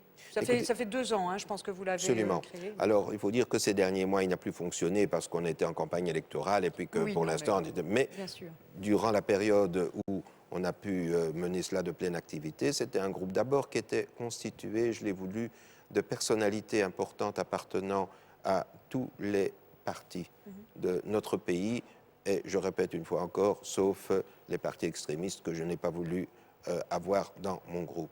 Mais j'ai aussi voulu qu'il y ait des personnalités qui soient des personnalités importantes dans leurs partis respectifs. Et nous avons tenu des réunions où nous avons invité tantôt l'ambassadeur d'Israël, tantôt une délégation d'ambassadeurs des pays arabes. Et le rêve est qu'un jour, nous puissions les réunir ensemble. On n'y est pas encore arrivé, mais puisque maintenant j'ai de nouveau du temps devant moi, j'espère que nous allons pouvoir peut-être progresser dans ce sens-là. Parce que l'idée est qu'il ne pourra pas y avoir de paix au Proche-Orient entre Israéliens et Palestiniens s'il n'y a pas un accord de paix global avec les pays voisins et en particulier la Syrie. Finalement, vous pariez, je dirais, sur un poids, fût-il infime, qu'une structure comme celle-là, à l'échelle belge, va pouvoir s'exercer sur un phénomène d'une ampleur et des événements d'une ampleur extraordinaire et extraordinairement complexe. Surtout, vous misez, vous pariez là-dessus. Je crois que nous devons tous le faire. C'est un peu parier sur l'utopie aussi, non? Tout à fait, peut-être, mais je pense que si on ne fait rien, on n'avancera pas. Et il est vrai que ce que nous faisons est extrêmement modeste et il faut le remettre au niveau qui est le nôtre. Mais si je l'ai voulu, c'est aussi pour le faire dans l'esprit qui est le mien au niveau de la Fédération mondiale de neurochirurgie que je préside, où je suis vraiment le neurochirurgien, le président de tout le monde, de tous les neurochirurgiens de tous les pays, même ceux qui, à l'heure actuelle, vivent une dictature. Je fais la différence entre les citoyens d'un pays et les gouvernants d'un pays. Et par conséquent, il faut aussi amener les gens à se parler. Et au travers de cette Fédération mondiale de neurochirurgie, eh bien, je fais en sorte que les neurochirurgiens israéliens parlent avec les neurochirurgiens de pays arabes, de pays qui sont en confrontation directe sur le plan politique, mais sur le plan humain, sur le plan professionnel, des contacts s'établissent. Et je pense que ce n'est que comme ça qu'on pourra peut-être changer la société. Donc c'est en ayant cette expérience dans ma neurochirurgie que je me suis dit, et si j'essayais peut-être d'apporter en politique d'une autre manière, de manière très modeste, quelque chose que nous pourrions peut-être faire au niveau belge. Mais alors tous ensemble, parce que je l'ai dit, ce groupe est constitué de sénateurs appartenant à toutes les partis démocratiques. Alors évidemment, cet intérêt que vous manifestez pour la situation dans cette partie du monde n'est évidemment pas étranger à votre histoire personnelle. Hein. Je pense que ça, il faut en dire un mot quand même. Vous êtes né en 1942 lors des grandes déportations, vos parents ont dû se cacher, ils ont été recueillis ici en Belgique. Oui, exactement, et c'est un peu aussi pourquoi, à l'heure actuelle, quand certains se pose des questions quant à savoir est-ce qu'on se sent belge ou pas. Moi, je dis très clairement, je me sens profondément belge parce que si je suis en vie et si mes parents ont eu la vie sauve pendant la guerre, c'est grâce à des familles belges, des familles toutes simples, parce que nous étions cachés dans un petit village qui était de la région de la vallée de l'Ourthe, à Mont, et près de Comblaine-au-Pont. Nous étions cachés dans une famille. Je l'appelais Monsieur Léon parce qu'après la guerre, j'ai forcément eu l'occasion de le voir très très souvent jusqu'à sa mort. Il était ouvrier carrier dans les carrières de Pierre de Poulseur, qui est le village voisin. Et finalement, il a laissé sa vie parce qu'il a encrassé ses poumons avec toute la poussière de la carrière. Et Madame Élise, son épouse, elle était femme à journée. Donc, ce sont des gens extrêmement simples qui, pendant la guerre, nous ont recueillis, qui nous ont cachés. Et en plus, nous étions dans un village qui était un petit village où tout le monde savait que nous étions juifs. Il y avait 3 ou 4 fermes, ce qui nous a permis, bien sûr, aussi de ne pas souffrir de manque d'alimentation, puisqu'il y avait des œufs, il y avait des poules, il y avait de quoi nourrir un bébé comme j'étais à l'époque. Donc, mais il est vrai aussi que tout le village a été complice, tout le village nous a cachés, puisqu'il n'y a eu aucune dénonciation. Voilà, il y a eu une solidarité pour... Alors, vous savez, c'est quelque chose qu'on n'oublie pas dans la vie.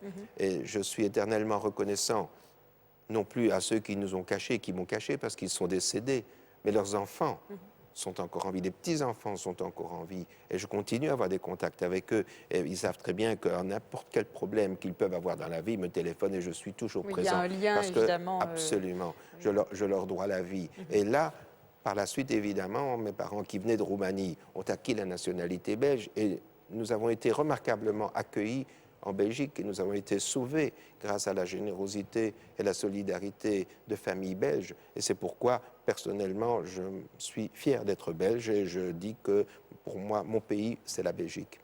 Alors, évidemment, il y a des enchaînements qui sont parfois plus brutaux que d'autres, mais lorsqu'on vous a demandé et proposé de réaliser un reportage personnel, vous n'avez pas hésité une seconde, vous avez dit, moi je veux faire un reportage sur le football, et pas n'importe lequel, sur le terrain d'entraînement des joueurs d'Anderlecht. Vous avez fait des rencontres étonnantes. On va regarder ça ensemble. Sur ces entrefaites, nous allons nous diriger vers un autre coin de ce musée de la médecine, dans une salle avec des éléments en cire. Je n'en dis pas plus. On regarde votre reportage personnel et on en parle tout de suite après.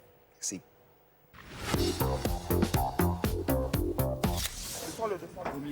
Au mieux. Hein. J'ai voulu vous emmener ici parce que, tout d'abord, j'aime le football. J'ai joué au football dans ma jeunesse.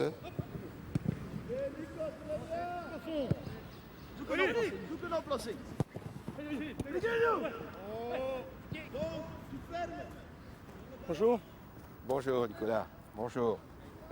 Ah, fabuleux. On va les donner les maillots Ouais. d'Anderlecht et avec Fabuleux. les Ah, c'est numéros bien. fantastiques. Vous ne saviez pas que j'étais la nouvelle recrue. Non, on ne savait pas, Non, mais ça va. On ouais. accepte tout Ben ça, maintenant. le président, il a beaucoup de trucs comme ça. Ah oui, c'est bien, ouais, c'est bien. ouais. Ben, je vais le mettre. Hein. Oui, c'est bien. Voilà. Comme ça, vous sentirez mieux Ouais, pour ouais, vous c'est parler. fantastique. Voilà. Bon, et ça va? Bien revenu? Oui, ça va, ça va. On Ouais. est content, je suis content de nouveau jouer et Ouais. on espère de gagner nous, beaucoup maintenant. On compte sur vous, hein? J'espère, Hein, on verra, vous, mais hein? je crois, Ouais, bien c'est sûr. important, hein? Merci, merci. Tous les supporters sont derrière vous et on attend beaucoup de vous. Ça va, merci beaucoup. Hein? Et vous reprenez maintenant à fond J'espère, petit Ouais. à petit, mais dans 4-5 matchs, j'espère d'être à top. Allez, super. Ça va. Bravo. Et bonne chance. Hein? Merci beaucoup. Merci. Merci. Enchanté. Au revoir. Au revoir. Tu es super. Bien, écoute. Tu vas négocier mon transfert. Non, non, je préfère que tu m'opères. C'était Zidane, hein, le 10. Oui, oui, oui. Évidemment. Je choisis pas le plus mauvais. C'est pas mauvais, hein? Pas trop mauvais. Il y a pire. Ouais.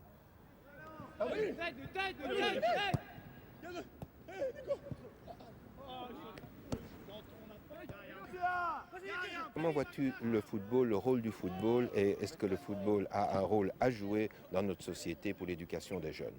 Je crois que ce n'est pas uniquement le football, hein, c'est le sport en général. Mais ici à Anderlecht, cette intégration s'est déjà faite depuis de très très très longues années. Hein. On dit toujours que on retire les jeunes de la rue et que le sport les amène alors à vivre ensemble. Il ne faut pas oublier que le football c'est un sport d'équipe.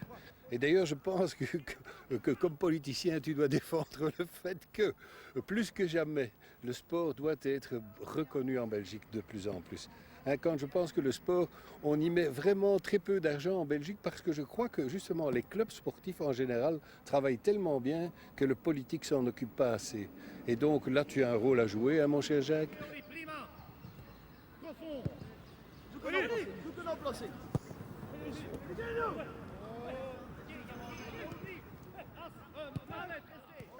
Alors Jacques Brocchi, pour un Liégeois d'origine, choisir le club d'Anderlecht, c'est presque une trahison, hein, non? Non, pas du tout, parce que d'abord, quand je suis arrivé à Bruxelles, je suis arrivé comme grand supporter du Standard. Et la première fois que je suis allé à Anderlecht, c'était pour un match Anderlecht-Standard. Oui, vous avez choisi votre camp, là, du coup. Tout à fait. Maintenant, bien sûr, je supportais le Standard. Ce qui, d'ailleurs, m'a valu pendant quelques années de ne plus être invité par mon ami Roger Van den Stock, parce que cette fois-là, le Standard avait gagné 1-2 sur le terrain d'Anderlecht. Donc, je ne portais pas chance à Anderlecht, mais cette période est passée. Et comme vous avez vu, on est devenus de très grands amis. Vous êtes c'est une amitié de longue date, hein, vraiment, avec Roger Van den Stock. Hein. Oui, absolument. Oui, absolument. Et au fil des années, on est devenus de très, très grands amis. Et forcément, à force de vivre à Bruxelles, m'intégrer dans la vie bruxelloise, eh bien, je suis devenu un supporter d'Anderlecht. Mais il est vrai que quand il y a des matchs Anderlecht-Standard et Standard-Anderlecht, mon cœur balance. C'est pas évident. Alors, Roger Van den Stock, justement, il vous interpelle d'une certaine façon dans la fin de ce reportage. Il interpelle l'homme politique que vous êtes sur la politique sportive. Qu'est-ce que vous pouvez lui répondre? Je lui réponds qu'il est certain qu'on devrait faire plus de sport. Comme je le crois et je pense l'avoir dit à un moment donné dans le petit reportage que je viens de voir, et que le sport devrait être mieux utilisé comme facteur d'intégration, notamment pour nos jeunes. C'est un moyen, d'une part, pour qu'ils se connaissent mieux, pour que les différentes cultures se mélangent par le jeu et le sport. Et je crois que c'est fort important dans la société où nous vivons, où il y a quand même un ostracisme, il y a je dirais, un manque de respect de l'autre. On l'a encore vu très très récemment, un peu plus tard que la semaine dernière. Il y avait vraiment des débordements racistes absolument ignobles sur les terrains de la part de supporters, de la part d'autres joueurs. L'intégration, elle est difficile à... Elle est fort difficile, mais je pense que là, le sport a un rôle à jouer, et un rôle à jouer pour que les jeunes se connaissent mieux. D'autre part, je crois que le sport est également fort important en termes de santé. Et à une époque où on essaye de lutter contre l'obésité, je pense que c'est fort important que l'on fasse du sport et que les jeunes apprennent à faire du sport dès le plus jeune âge. On a parlé tout à l'heure, dans le courant de l'émission, de votre action alors en tant que médecin en politique. Vous avez déjà des idées très précises sur la pratique sportive. Est-ce que vous pourriez amener de ce côté ? Je pense qu'il y a plusieurs choses. il y a la pratique sportive d'abord, comme je le disais, liée à la maladie ou liée à la santé. Et c'est un point fort important. Ce sont des messages à faire passer dans le public, mais il faut aussi que sur le plan politique, on aide les clubs qui veulent se développer et qui veulent avoir évidemment une politique eux aussi, une politique en faveur de l'intégration ou en faveur de la santé. Et d'autre part, je crois qu'il y a également des notions à faire passer dans le public. Et j'ai essayé il y a quelques années, mais ça n'a pas été facile, et notamment j'ai essayé au niveau des écoles, qui était de faire passer le message qu'il faut faire de la gymnastique, qu'il faut renforcer ses muscles abdominaux et lombaires pour protéger son dos, parce que le dos est quelque chose de très précieux. Et malheureusement, beaucoup de monde souffre de mal de dos dans la vie et on n'apprend pas qu'il y a de bonnes habitudes, un bon maintien, il y a une manière de porter sa mallette ou de ne pas porter sa mallette, et il y a aussi, je dirais, une manière aussi de se tenir, voire même de se pencher ou d'éviter de se pencher, de plier les genoux, enfin il y a toute une série de gestes. C'est le médecin qui est reparti. Oui, c'est le médecin qui est reparti, mais si on veut que ce message passe, il faut qu'il y ait un support politique. Et à l'époque où j'ai voulu le faire passer, je n'étais pas en politique et je crois que j'étais un peu naïf dans la manière dont j'abordais le problème. Alors, au cours de l'émission tout à l'heure, on a vu des images de votre bureau à Erasme, mais aussi de votre bureau à la maison. On a vu que vous aviez beaucoup de photos de vous avec des personnalités. Il y a une photo qu'on n'a pas montrée. En fait, il y a deux documents qu'on n'a pas montrés à ce moment-là. C'est ceci, c'est vous avec Michel Drucker et avec Salvatore Adamo. Et puis, c'est aussi ce disque de Salvatore Adamo dédicacé. Alors, on ne l'avait pas montré, mais ce n'était pas un oubli. C'est simplement parce que quand les gens sont là en vrai, c'est encore mieux qu'en photo. Et Salvatore est là pour vous aujourd'hui. Regardez, c'est fabuleux. Il va arriver. Bonsoir, bonsoir. Bonsoir Salvatore. Bonsoir Jacques. C'est toi l'invité surprise. Mais voilà. Fabuleux. Je rentre du Québec et voilà. Bonjour Salvatore. Bonsoir Fabien. Vous allez bien? Installez-vous, je vous en prie. Je vous passe devant. Alors Salvatore, quand on vous a appelé pour vous demander de faire une surprise à Jacques Brocchi, vous avez accepté tout de suite, il n'y a pas eu une seconde d'hésitation?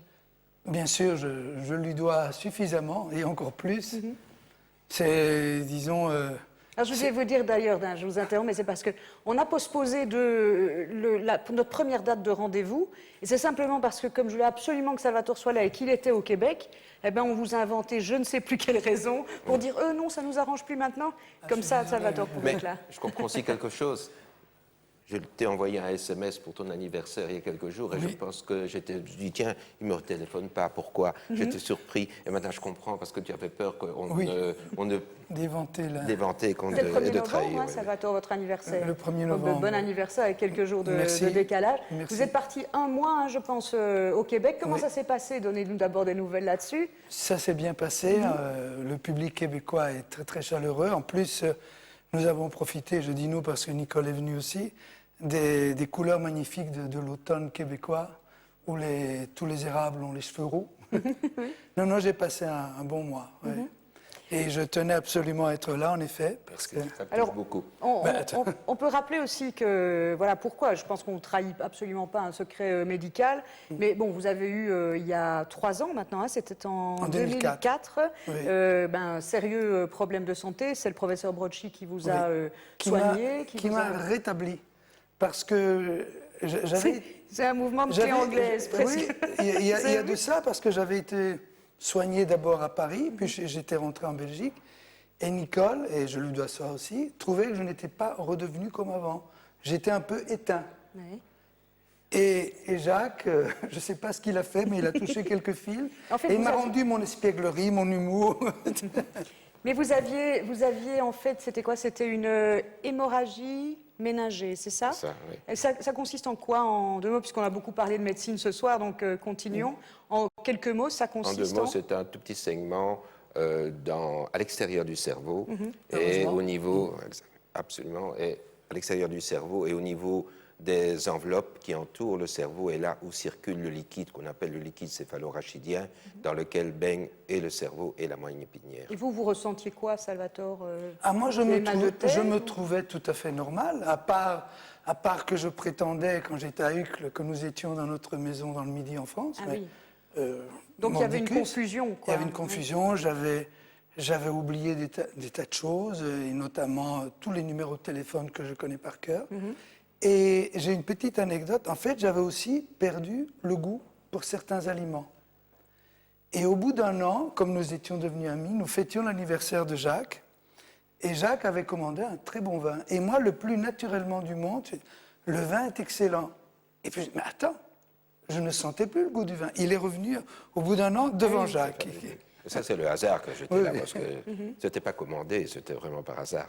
Alors, on a parlé au cours de l'émission des relations entre les patients et leurs médecins. Vous, Salvatore, quel type de sentiment, à part l'amitié, mais qui était là, quel type de sentiment éprouvez-vous à l'égard de Jacques Brocchi? Je dois dire que j'aime beaucoup écouter Jacques. Il a un avis éclairé sur plein de choses. Quand on le connaît un peu, on devine, on le sent, c'est un homme qui a la vocation de l'altruisme, de la solidarité. Et voilà, il y a toujours un enrichissement à l'écouter. Mais est-ce que vous vous sentez, par rapport à l'intervention qu'il a pratiquée sur vous, est-ce que vous vous sentez d'une certaine façon redevable? Mais bien sûr, bien sûr. Je lui ai déjà dit des tas de fois, il m'a dit de ne plus le dire. Je le dis une fois de plus, merci. Mais vous savez qu'il y a un proverbe chinois, je pense, qui dit que celui qu'on est redevable toute sa vie à celui à qui on a sauvé la vie. Donc en réalité, c'est dans l'autre sens que ça s'exerce. Oui, mais je vous dirais qu'en ce qui me concerne, c'était une découverte fabuleuse de pouvoir rencontrer Salvatore. Bien sûr, le soigner était un épisode inoubliable dans ma vie aussi, mais par après, pouvoir le connaître mieux, parce que je le connaissais comme artiste, je le connaissais à travers la télévision, je connaissais Salvatore comme le public le connaît, mais je ne le connaissais pas vraiment personnellement. Et je dois dire que j'ai vraiment découvert un homme extrêmement sensible, un homme généreux, et il peut dire que... Non. Je le suis redevenu grâce à toi. Et qui a des avis très pertinents, même politiques. Il a des idées très très claires, très précises, mais alors aussi, sur le plan philosophique, c'est très agréable de l'écouter, donc je voudrais également le dire que j'adore aussi l'écouter. Et enfin, je voudrais dire enfin, on connaît Salvatore évidemment par la beauté de ses chansons, de sa musique, mais il faut prendre le temps et surtout le soin d'écouter les paroles. Et il faut lire aussi. J'ai bien fait de venir. Absolument, lire ce que tu chantes et pas seulement écouter la mélodie, parce que les paroles sont très profondes. Toujours sur cette relation patient-médecin, j'essaie de recadrer avec ce dont on a parlé dans le courant de cette émission. On l'a dit, beaucoup de patients projettent énormément dans le praticien, dans le médecin qui les soigne. Est-ce que vous avez, vous, Salvatore, éprouvé une forme de surpuissance de sa part et d'infériorité de la vôtre dans cette relation patient-médecin? Quand elle se limitait au patient médecin, moi j'étais un peu comme un enfant. On m'a endormi pour m'opérer. J'ai fait confiance, j'ai pleine confiance. Et je me suis dit, je vais me réveiller réparé. Ça a été le cas. Et voilà, donc jamais je me souviens, pour un autre problème, je suis arrivé à l'hôpital et on m'a dit, est-ce qu'on peut vous injecter tel produit? Je dis, qu'est-ce que vous me demandez? Faites ce que vous avez à faire. Là, j'ai pleine confiance. Alors, on dit souvent que quand on a senti aussi près le vent du boulet, oui, on ne vit plus comme avant, qu'on prend une autre direction, que ça change la perception de la vie et aussi la façon de vivre. Comment ça se traduit pour vous? Avec le recul maintenant des 3 ans aussi. J'avais été confronté à un problème, pas du même domaine, mais grave aussi. Et là, pendant 8 mois, j'avais senti la philosophie m'envahir et j'avais commencé à essayer de discerner l'indispensable du futile. Mais comme je vous disais, ça a duré 8 mois. Mais j'avais 40 ans. Là, à 60 ans, j'étais obligé de prendre des résolutions et je m'y tiens. Je m'y tiens parce que je suis conscient d'être passé très près de quelque chose de grave. Donc, par exemple, je ne fais plus de 2 concerts d'affilée. Et en plus, même sans être malade, je crois que c'est une forme d'honnêteté vis-à-vis du public, parce qu'au bout de 3 concerts d'affilée, on n'est plus dans la même forme qu'au premier, et donc le public qui est devant vous, il a le droit au meilleur de vous-même. Donc, entre ce que je ne pouvais pas éviter vu l'âge et ce qui a été provoqué par l'incident, je suis devenu, entre guillemets, plus sage. Et plus philosophe? Peut-être, peut-être. Et plus reconnaissant à la vie aussi. Je prends tout comme un bonus maintenant. En tout cas, c'était un bonus pour nous de vous recevoir en cette fin d'émission. Salvatore, vraiment, hein, c'est très très gentil à vous d'être passé, d'avoir fait, voilà, d'avoir fait cette surprise à Jacques Brocchi. Et puis nous, on va se quitter ici sur cette bonne parole. Je vous remercie de nous avoir consacré votre temps aussi, monsieur le professeur. Merci encore, Salvatore. Merci. Je vous souhaite une très très bonne fin de soirée, bien entendu. Nous nous retrouvons déjà après-demain matin en radio sur la première dans les décideurs du vendredi. Excellente fin de soirée sur la Une et à très bientôt.